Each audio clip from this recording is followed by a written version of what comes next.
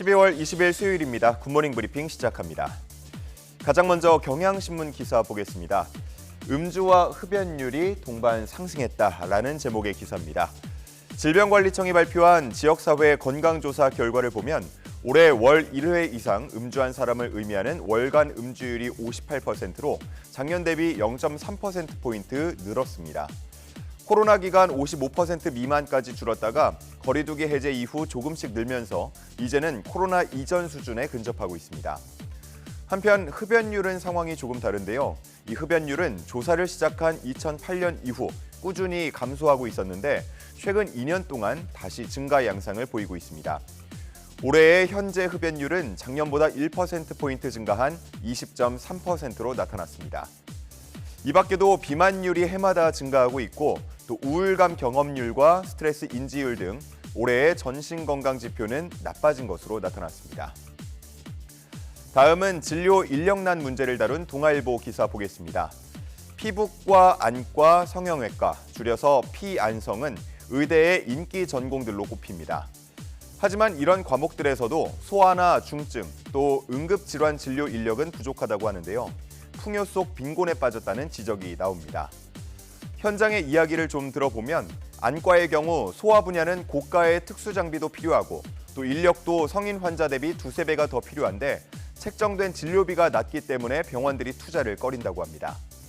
또 성형외과도 미용 성형을 하는 의사들은 많지만 소아 기형 환자나 중증 질환을 수술하는 전문의는 부족한 상황이라고 합니다.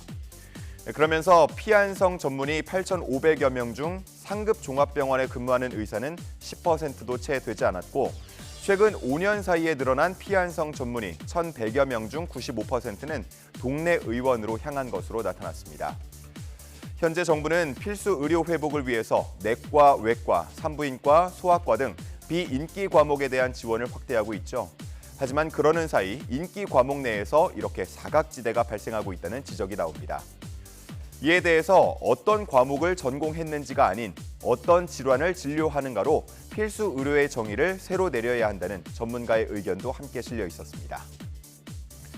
다음은 청년 빚에 대한 중앙일보 기사 보겠습니다.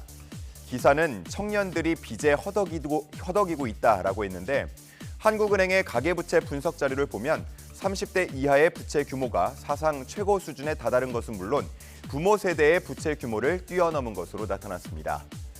전체 가계대출에서 30대 이하가 차지하는 비율은 40대에 이어서 두 번째로 큰 27.6%였는데요. 50대 24.8%보다 큰 수준이었습니다.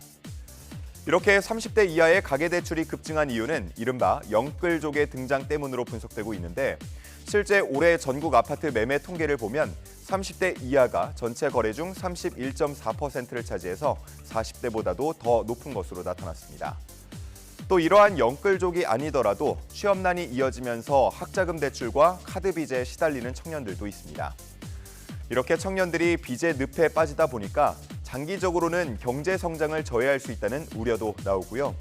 또 서울회생법원의 집계를 보면 30세 미만의 비중이 크게 늘고 있다면서 한 번 진 빚이 인생의 고비마다 올가미가 될 수 있다고 전하기도 했습니다.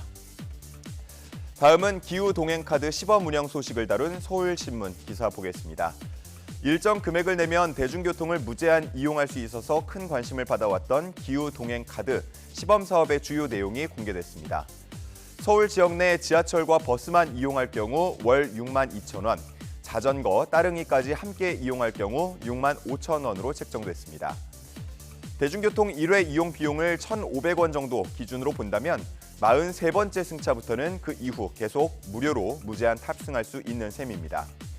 내년 1월 27일부터 6월 말까지 시범 사업이 진행되는데 모바일 앱을 다운받아서 충전해 사용하거나 실물 카드를 구매해서 사용할 수 있도록 할 방침입니다. 또 내년 4월부터는 인천시와 김포시의 광역버스, 또 김포 골드라인도 참여할 예정입니다. 다만 경기도의 다른 시도의 버스나 신분당선, 또 올빼미 버스 등의 이용은 당장 제한되는데 도입 초반에 혼선은 불가피할 것으로 전망됩니다. 과연 시민들의 교통비 부담을 줄이고 기후 변화에 대응한다는 취지의 이 기후 동행 카드가 잘 정착할 수 있을지 주목됩니다. 12월 20일 아침 신문 살펴봤습니다. 지금까지 굿모닝 브리핑이었습니다.